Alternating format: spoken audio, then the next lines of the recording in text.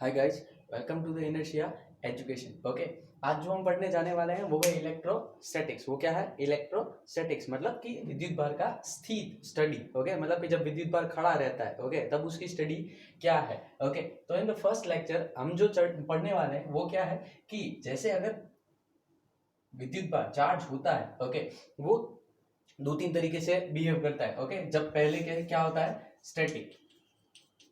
Okay, दूसरा क्या होता है? In motion. ओके, तीसरा क्या होता है? Accelerated motion. ओके, अब स्टैटिक के अंदर जो पढ़ने वाले हैं वो अभी पढ़ने वाले हैं जिसके अंदर उसका फोर्स आता है, इलेक्ट्रिक फील्ड आता है, ये सारी चीज किसके अंदर पढ़नी आती है हमें? स्टैटिक के अंदर। ओके, मोशन के अंदर आता है मैग्नेटिज्म।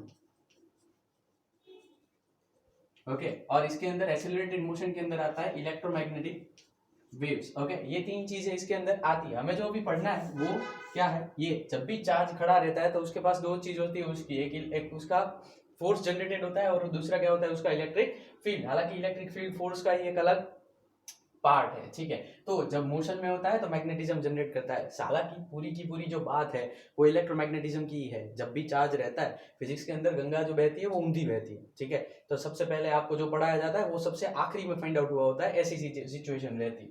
तो यहाँ पर भी कुछ ऐसा ही है। ओके, जो लाइट जैसी चीज है ओके वो इलेक्ट्रोमैग्नेटिक वेव है। मतलब कि वो क्या कर रहे होंगे? एक्सेलरेटेड मोशन कर रहे होंगे, उसके अंदर electric field and magnetic field दोनों साइमल्टेनियसली चलते हैं। लेकिन अभी उसके अंदर हमें नहीं जाना। राइट नाउ हमें जो पढ़ना है वो इलेक्ट्रोस्टैट। जब ड्यूअल नेचर पढ़ाऊंगा तब उसके अंदर ये मोशन भी हम स्टडी करेंगे, ठीक है। तो अभी बात करते हैं स्टैटिक की। किसके बारे में बात करते हैं? स्टैटिक की। तो स्टैटिक के बारे में स्टार्टिंग में थोड़ी बेसिक बेसिक बातें कर लेते हैं। ओके, जो चार्ज है वो कितने टाइप के होते हैं? तीन टाइप के, एक पॉजिटिव, एक नेगेटिव और एक न्यूट्रल। ओके, कितने टाइप के होते हैं? पॉजिटिव, नेगेटिव और न्यूट्रल। पॉजिटिव को बोला जाता है पी, नेगेटिव को बोला जाता है माइनस, न्यूट्रल का कोई साइन वाइन होता नहीं है। ओके, चार्ज की मिनिमम वैल्यू क्या है? उसको डिनोट किया जाता है ई से। किससे डिनोट किया जाता है? ई से। इट इज 1.6 इंटू 10⁻⁻⁹ उसका यूनिट क्या है? कूलम। ओके, पॉजिटिव चार्ज किसका होता है? प्रोटॉन का, जब सेंटर के अंदर होता है। न्यूट्रॉन इलेक्ट्रॉन आसपास घूमते रहते हैं, ये सारी बातें हमें ऑलरेडी पता है। ओके, तो मास ऑफ प्रोटॉन जो है ओके उसका वो क्या है? 1.6 इंटू 10⁻⁻27 किसके अंदर? केजी के अंदर। ये ऑलरेडी हम पढ़ चुके हैं न्यूक्लियस चैप्टर के अंदर, जो पहले लेक्चर के अंदर पढ़ा है। ओके, मास ऑफ इलेक्ट्रॉन की बात करें तो it is 9.1 into 10⁻31 KG. Okay, तो ये सारी बातें हैं किसकी? चार्जेस की। अब एक और चीज पढ़ लेते हैं, प्लस प्लस के बीच में क्या होता है? रिपल्शन। 9th स्टैंडर्ड से पढ़ते आ रहे हैं सब कुछ। ओके, प्लस माइनस के बीच में क्या होता है? अट्रैक्शन। ओके, इंसानियत के अंदर इसे उल्टा भी कभी कभी देखने को मिलता है, लेकिन इसके अंदर देखने को मिलता नहीं है। Okay, this was just jokes apart. Positive positive के बीच में क्या होता है? रिपल्शन। मतलब कि अगर सेम चार्ज हो, नेगेटिव नेगेटिव हो, तब भी क्या होगा? रिपल्शन ही होगा। करेक्ट। चलो, तो अब बात करते हैं, चार्ज की तो बात हो गई। अब क्या होता है चार्ज के अंदर एक्चुअल में? चार्ज किसके बने होते हैं? ओके, वो भी बोला गया है कि चार्ज क्वार्क्स के बने होते हैं, क्वार्क्स के अंदर भी गॉड पार्टिकल आया हुआ है, लेकिन उसका कोई प्योर सिग्निफिकेंस नहीं है। जैसे कि ध्यान के लिए बता देते हैं, एक पॉजिटिव चार्ज के बारे में बात हो तो वो किसका बना होता है? यू यू डी का, मतलब दो ऑफ क्वार्क्स, और एक क्या होता है? Down quark. इसका पॉजिटिव रहता है, इसका कैसा रहता है? नेगेटिव। जबकि एक न्यूट्रल चार्ज है वो किसका बना होता है? It is U D D. ये दोनों मिलकर इस एक को खत्म करते हैं। ओके, इसका 2/3 होता है, इसका 1/3 होता है, इसलिए न्यूट्रल चार्ज का यूडीडी होता है। ये सिर्फ याद रखने के लिए है, लेकिन इसके अंदर जेडब्ल्यू या नीट के अंदर इन चीजों के बारे में बहुत चर्चा नहीं होती, ठीक है। तो ये पॉजिटिव और नेगेटिव चार्ज क्वार्क्स के बने होते हैं, ये हमें समझ लेना जरूरी है, लेकिन इंपॉर्टेंट नहीं है। अब इसके बारे में और बात करते हैं, ठीक है। तो चार्ज के बारे में दो प्रॉपर्टीज हमारे पास है। पहला जो हमें समझना है ओके वो है क्वांटाइजेशन। ओके, ओके, जो समझना है वो क्या समझना है? क्वांटाइजेशन। अब क्वांटाइजेशन क्या है वो बात समझ लेते हैं। कैसे समझेंगे? कि सपोज आपके पास एक सिस्टम है चार्ज की। ओके, वो सिस्टम है +5 है, ये -2 है, ये +3 है। ओके, एक दूसरी सिस्टम है चार्ज की। ओके, इसके अंदर -2 है, ओके, ये +3 है, और इसके अंदर सपोज यहाँ कोई चार्ज Q है। तो वीडियो को पॉज करके आप बताएं मुझे कि इन दोनों को अगर बैलेंस करना है, इसके अंदर नेट चार्ज अगर सेम हो तो क्या सिचुएशन आएगी? सपोज इन दोनों को टच करा दिया जाए तो क्या सिचुएशन होगी फाइनली। ओके, आप कैसे करेंगे, आप करेंगे यहाँ पर +5 -2 +3 इक्वल्स टू क्या करेंगे यहाँ पर -2 +3 +q। ओके, -2 +3 क्या हो जाएगा +1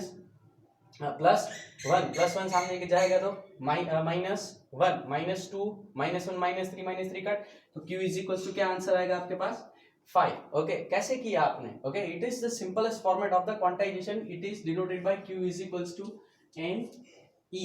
कैसे किया आपने, q is equals to n e के ऊपर से, मतलब कि चार्ज जो पूरा है वो कैसे है क्वांटाइज। ओके, ये फॉर्मेट के अंदर से आप ऐसे ही निकाल सकते हैं, आप हमें पता होता है लेकिन हम उसको समझ पाते नहीं है। अगर कोई आपको बोल दे कि एक सिस्टम है आपके पास, यहाँ से एक पॉजिटिव चार्ज जो है ओके वो यहाँ से यहाँ गया, ओके तो ये सिस्टम कैसी हो जाएगी नेगेटिव, ये सिस्टम कैसी हो जाएगी पॉजिटिव। कितनी नेगेटिव होगी, तो प्लस एन जितनी। ओके, ये कितनी नेगेटिव होगी माइनस एन जितनी, जहां हमें पता है कि एन क्या है 1 पॉजिटिव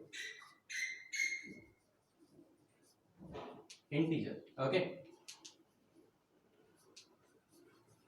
इसके ऊपर कोई चार्ज पूछ ले तो q इज इक्वल टू क्या होगा माइनस एन ई, इसके ऊपर चार्ज पूछ ले तो क्या होगा q is equal two plus any. ये बातें समझ लेनी है। ओके, प्लस माइनस क्या दिखाता है, just sign of a charge, मतलब कि वो ऑपोजिशन दिखाता है और कुछ दिखाते नहीं है। एक और चीज भी है ओके कि जो वास्तव में हमें समझ लेनी बहुत जरूरी है कि जब भी किसी दो चार्ज के बीच में फोर्स लगता है ओके तो कैसी घटना होती है। सपोज समझिए यहाँ पर एक चार्ज है Q1, यहाँ पर एक चार्ज है Q2, इन दोनों का मास m है। ओके, इन दोनों का मास क्या है m।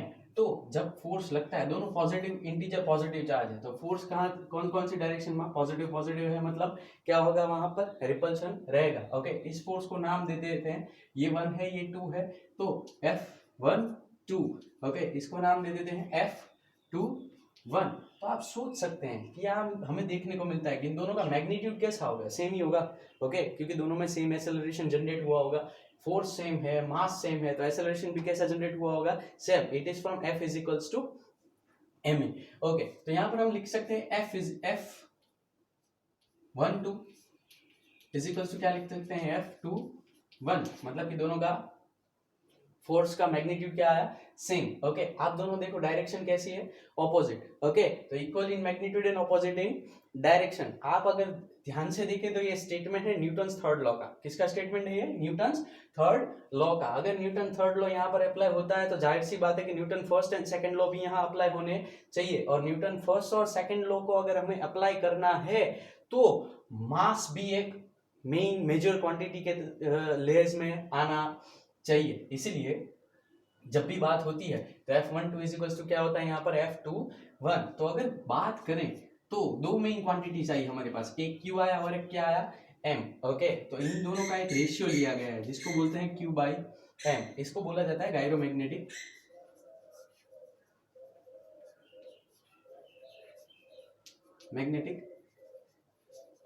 रेशियो। ये इलेक्ट्रोमैग्नेटिक के अंदर बहुत कारगर साबित होता है, अभी इसको पढ़ने की कोई जरूरत नहीं है, जस्ट इंफॉर्मेशन के लिए यहाँ पर मैंने बताया दैट गायरोमैग्नेटिक रेशियो, इस दोनों के रेशियो को बोला जाता है, जहां पर चार्ज और मास इन दोनों का क्या लिया जाता है यहाँ पर रेशियो। ओके, अब ये तो बात होगी F1 2 इज इक्वल टू क्या है यहाँ पर F2 1। सपोज कि आपको एक न्यूमेरिक छोटा सा इसके ऊपर कर लेते हैं, सपोज कि इसका चार्ज कुछ दिया हो ओके Q1, यहाँ पर एक चार्ज दे दिया हो आपको Q2।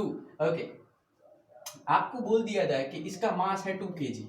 ओके, इस ऑब्जेक्ट का इसका मास है 4 kg। मास अलग अलग हो सकते हैं, कोई प्रॉब्लम नहीं है। इन दोनों का मास के अंदर अगर रिपल्शन लग रहा है ओके और ये चल रहा है 40 मीटर पर सेकेंड से, तो इसकी स्पीड क्या होगी। ओके, तो हमें याद रखना है सबसे पहले कि जो फोर्स है वो कैसा है ओके कंजर्व्ड है, कैसा है कंजर्व्ड। तो अब आप सोच सकते हैं कि अगर फोर्स कंजर्व्ड है तो मोमेंटम भी कंजर्व्ड होगा, मोमेंटम कंजर्व्ड है तो चार्ज भी कंजर्व्ड होने चाहिए। ओके, अगर चार्ज कंजर्व्ड है तो एंगुलर मोमेंटम भी कंजर्व्ड होगा, लेकिन एंगुलर मोमेंटम हमें इसमें पढ़ना नहीं है। मोमेंटम कंजर्व्ड है तो आप क्या करोगे, यहाँ पर P1 equals to P2, otherwise you can say P1 minus P2 equals to 0। Ultimately आपने क्या किया, इसको यहाँ सामने ले जाकर इक्वल्स टू 0, तभी ये होगा ना ओके यहाँ से इसको यहाँ ले जाओ या यहाँ से इसको यहाँ ले आओ, अल्टीमेटली ये न्यूटन फॉर्म लॉ का ही तो एडवांस फॉर्मेट है। ओके सेकंड लॉ का, तो यहाँ आप देखो तो 2 इंटू वी इक्वल्स टू यहाँ का क्या हो जाएगा 4 इंटू 40 तो equals to 160 divide by 2 equals to V, तो वी इक्वल्स टू क्या हो जाएगा 80, आप देख सकते हैं मीटर पर सेकेंड। चलो कोई बात नहीं, ठीक है, बहुत बढ़िया भाई, मजा आ गया। ये बात समझ लेनी है कि यहाँ पर भी मैकेनिक्स स्टार्ट हो जाती है, मतलब कि 11 साइंस की जो मैकेनिक्स है वो यहाँ भी आप अप्लाई कर सकते हैं आराम से बिना कुछ भी समझे। तो कुछ जो लॉज हैं वो हमें पढ़ लेने चाहिए कि पहली बात, अगर दोनों सिस्टम के मास और दोनों सिस्टम के चार्ज अगर सेम हो, जैसे कि Q1 और Q2 सेम हो, दोनों जगह Q1 हो और मास भी दोनों का कैसा हो सेम, तो जब भी फोर्स लगता है तो सेंटर ऑफ मास मूव नहीं करता, पहली बात।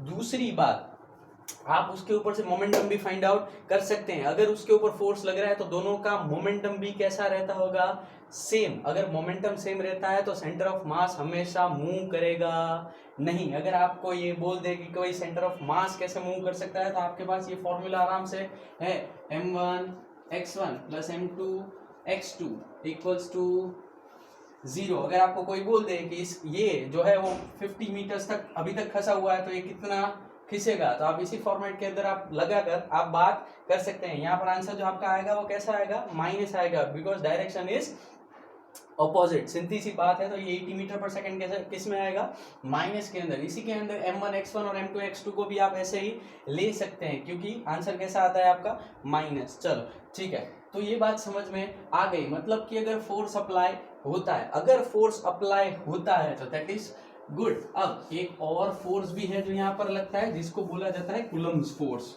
ओके, जिसको क्या बोला जाता है, कूलम्ब्स फोर्स। अब कूलम्ब फोर्स के बारे में बात करें तो कूलम्ब फोर्स के अंदर कैसा हुआ कि भाई सपोज किसी ने ले लिया, यहाँ पर एक चार्ज ले लिया Q1, यहाँ पर एक चार्ज क्या ले लिया Q2।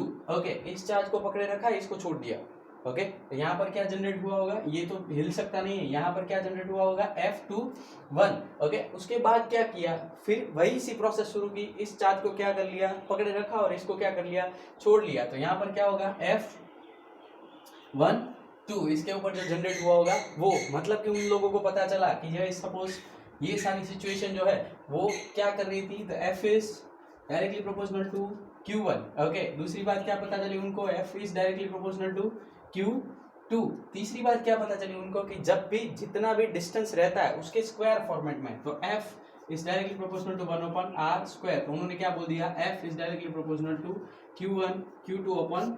अब Q1 Q2/r² प्रोपोर्शनलिटी को निकालने के लिए उन्होंने एक कांस्टेंट दे दिया जिसको बोला जाता है K Q1 Q2/r²। ये फिजूल की बातें हैं, मैं ऐसे ही करा रहा हूँ, ये सारी चीजें आप ऑलरेडी पढ़ चुके हैं। K की वैल्यू आपको पता है 1/, क्या होती है 4πε0। ओके, इसकी वैल्यू क्या होती है 9 × 10⁹ यूनिट निकालने जाओ तो यहाँ से ही निकल जाता है newton metre square divide by coulomb square. ε0 की वैल्यू क्या होती है हमें पता है 8.85। Okay, into 10⁻12।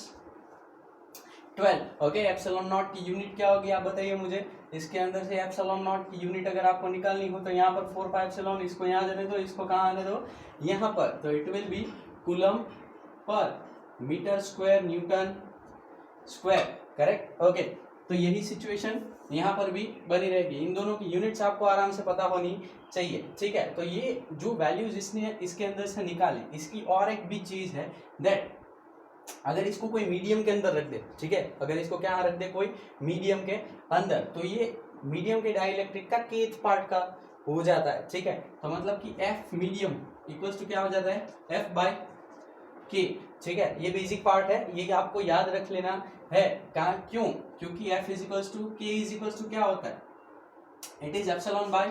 तो एप्सिलॉन इज इक्वल्स टू क्या होता है K∈0। मतलब कि जितना डाइलेक्ट्रिक मीडियम बड़ा होगा इन दोनों का मल्टीप्लिकेशन बड़ा होगा, और जितना एप्सिलॉन बड़ा होगा उतना ही फोर्स कैसा होगा, छोटा।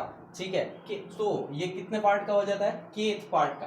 अब बात करते हैं एक और चीज की, ठीक है, जो काफी आइंस्टाइन ने इक्वेशन दिया था थ्योरी ऑफ रिलेटिविटी के बाद। ओके, जो मास के बारे में हमने बात की थी, चार्ज कितना है, E is equals to 1.6 into 10⁻⁻90। Okay, और मास अगर हम किसी प्रोटॉन का ले लें, ठीक है, ज्यादा मास है इसीलिए किसका लेते हैं, प्रोटॉन का, 1.67 इंटू 10⁻27। अब कुछ चीज को समझे। ओके, यहाँ पर अगर कोई फोर्स लगा दे, एक छोटा सा चार्ज है, ओके, प्रोटॉन है, उसके ऊपर कोई फोर्स लगा दे, तो अभी तक हमने जो पढ़ा था, ओके, वो उसके अंदर सिचुएशन क्या थी कि मास वेरी नहीं करता था, बट एक्चुअल में मास वेरी करता है। कोई भी चीज़ जब मोशन करती है तो मास वेरी करता है। हम भी दौड़ते हैं तो हमारा भी मास वेरी करता है, इसलिए हमारी कैलोरीज जो होती है वो बर्न होती है, हमारा मास जो है वो एनर्जी के अंदर कन्वर्ट होता है, और एनर्जी का यूनिट कैलोरीज है। ओके, मास जो होती है वो, मास जो होता है वो क्या होता है, बर्न होता है, लेकिन वो नोटेटेड नहीं होता, इतना ज्यादा बर्न नहीं हो जाता। लेकिन जब इतना छोटा मास हो, ओके, और उसको अगर एक हद से ज्यादा वेलोसिटी दे दी जाए तो वो क्या हो जाता है, वो उसके अंदर चेंज देखना काफी पॉसिबल होता है। वो इक्वेशन दी थी आइंस्टाइन ने, m is equals to m0 upon √1 minus v² by c² के हिसाब से, जहां पर v क्या है, वो it is given velocity. Okay, v क्या है, गिवन वेलोसिटी, और c क्या है, स्पीड ऑफ लाइट।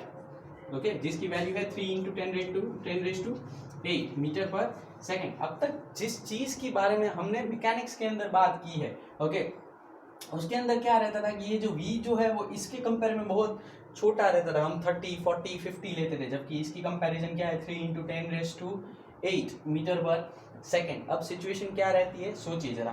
ओके, तो अगर इसके इन दोनों के रेशियो को लिया जाए तो ये नेग्लिजिबल आता था, ओके, इसलिए यहाँ पर 0 कर दें, ओके, इसके कंपेयर में ये इन्फिनिट तरीके से लिया जा सकता है, तो 1/∞ 0 हो जाता है, तो बीच डिनोमिनेटर में क्या बचता है, 1, तो आपके पास क्या बच जाए, m is equals to m0। लेकिन अगर ये स्पीड ऑफ लाइट की तरह हो जाए, ओके, तो क्या हो जाएगा, 1 माइनस 1 0, तो किसी के भी नीचे 0, मिट बी इन्फिनिट, तो आपका प्रोटॉन जो है वो इन्फिनिट मास का हो जाएगा, या ऐसा भी बोला जाता है कि वो मासलेस हो जाती है चीज। इसीलिए ब्लैक होल का कॉन्सेप्ट आपको इंट्रोड्यूस किया गया था, जो कि आइंस्टाइन ने सबसे पहले किया था, ठीक है। तो इसके बारे में बहुत ज्यादा बात नहीं करते, क्योंकि ये जो है वो Q/m को मैटर करता है, ठीक है। तो जो फोर्स के बारे में हमने बात की, उसी के बारे में हम क्या करते हैं, आगे बढ़ते हैं। तो फोर्स 2-4 तरीके से कैलकुलेट किया जाता है, 2-4 न्यूमेरिक्स जो है, ओके, वो आने चाहिए। इस चैप्टर को समझने के लिए सबसे पहले आपको वेक्टर्स और मैकेनिक्स, ये 2 चीजें आपको बेसिकली पता होनी चाहिए, ओके। तो समझ लेते हैं कि सपोज यहाँ पर कोई एक स्क्वायर है, यहाँ पर है Q, यहाँ पर है Q, यहाँ पर है Q, और यहाँ पर है Q। अगर किसी ने आपको यहाँ पर फोर्स फाइंड आउट करने के लिए बोला तो आप कैसे फाइंड आउट करोगे, तो इस Q का फोर्स यहाँ पर कितना लगेगा, F, इस Q का फोर्स यहाँ पर कितना लगेगा, F, और इस Q का फोर्स यहाँ पर कितना लगेगा, F। तो समझ लें कैसे, तो ये F लगेगा, ये F लगेगा, और ये भी क्या लगेगा, F। इसको फाइंड आउट करने के लिए हम क्या करेंगे, सपोज अभी हम आप लोगों के पास इसको नाम दे देते हैं 1, ये 2 और ये 3। 1 और 2 के बीच में डिस्टेंस एंगल कितने का है, 90 का, और ये कितना है एंगल, 45 का। तो आप क्या करेंगे, इन दोनों का रिजल्टेंट यही आएगा, ओके, ये समझ लेने की बात है, मैकेनिक्स पता हो तो ही पता होगा।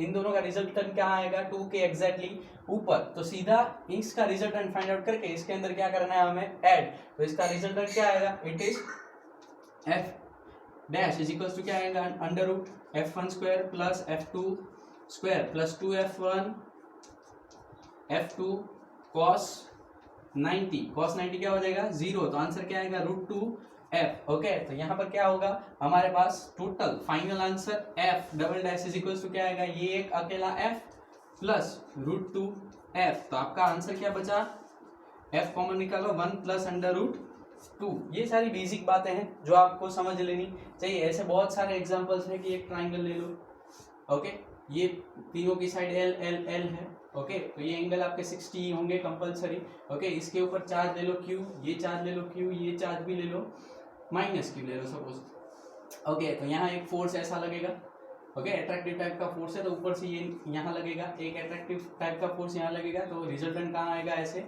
नीचे, ओके। तो आपको ये पूछा जाता है कि इसके ऊपर से क्या फोर्स निकलेगा, तो F और F एंगल कितने का बना, 60 का। तो आप ये आराम से निकाल सकते हैं। इसी फॉर्मूला के अंदर cos 90 के बदले क्या लिखना है, cos 60। cos 60 क्या होता है 1/2, तो ये 2 क्या हो जाएंगे कट, तो ये f1 f2 क्या बचेंगे f का स्क्वायर, तो ये √2f के बदले क्या आंसर आएगा √3f। कोई बड़ी बात नहीं है। तो ये बातें सारी समझ लेने की है कि ऐसे अगर क्वेश्चंस पूछे जाएं तो हमें सॉल्व करना आना चाहिए। ठीक है, चलो तो आगे बढ़ते हैं कि अगर ऐसे क्वेश्चन सॉल्व हुए तो एक टफ क्वेश्चन ले लेते हैं। ठीक है, तो इससे पहले टफ क्वेश्चन लेने से पहले एक छोटी सी प्रॉपर्टी भी हम समझ लेते हैं। वो क्या समझेंगे, दैट सपोज कि यहाँ पर एक हमारे पास चार्ज है Q1, ओके, यहाँ पर एक छोटा सा चार्ज है Q2, करेक्ट, ओके। अब ये Q1 और Q2 है, ओके, ये एक पॉजिटिव है, ये क्या है नेगेटिव, ओके। चलो तो यहाँ पर क्या लगेगा, यहाँ पर ऐसा अट्रैक्शन F का अट्रैक्शन यहाँ लगेगा और यहाँ पर एक F का अट्रैक्शन किस डायमेंशन में लगेगा,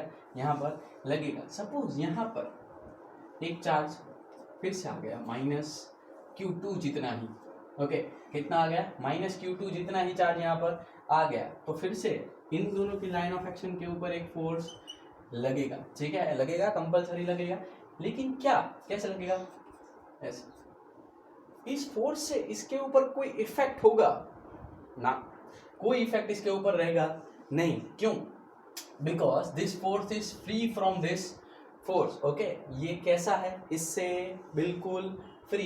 इन दोनों का रिलेशन के मतलब से इसके ऊपर रिलेशन, इनके रिलेशन के बीच में कोई फर्क नहीं आएगा, ओके। हम ह्यूमंस के बीच में अगर यहाँ कोई तीसरा आ जाता है तो रिलेशन अफेक्ट करता है, रियल लाइफ में ये एप्लीकेबल नहीं है, लेकिन चार्जेस के बीच में है। तो ये बात खास से जाहिर से समझ लेनी चाहिए कि ऐसी भूल जिंदगी में कभी मत करना, ओके, वरना बहुत पछताओगे। चलो आगे चलते हैं। सपोज एक बार एक एग्जांपल ऐसे ही पूछा गया था, दैट एक घड़ी है, ओके, ये क्या है, बहुत बड़ी घड़ी। इस घड़ी के सभी नंबर्स पर, मतलब कि 1 2 3 4 5 6 7 8 9 10 11 12 सभी नंबर के हिसाब से उसके पीछे कूलम लगा दो, उतना चार्ज उसके ऊपर शिफ्टेड है। तो इस यहाँ पर 12 कूलम, यहाँ पर 1 कूलम, यहाँ पर 2 कूलम, यहाँ पर 3 कूलम, यहाँ पर 4 कूलम, यहाँ पर 5 कूलम, यहाँ पर 6 कूलम, यहाँ पर 7 कूलम, यहाँ पर 8 कूलम, यहाँ पर 9 कूलम, यहाँ पर 10 कूलम, ओके, यहाँ पर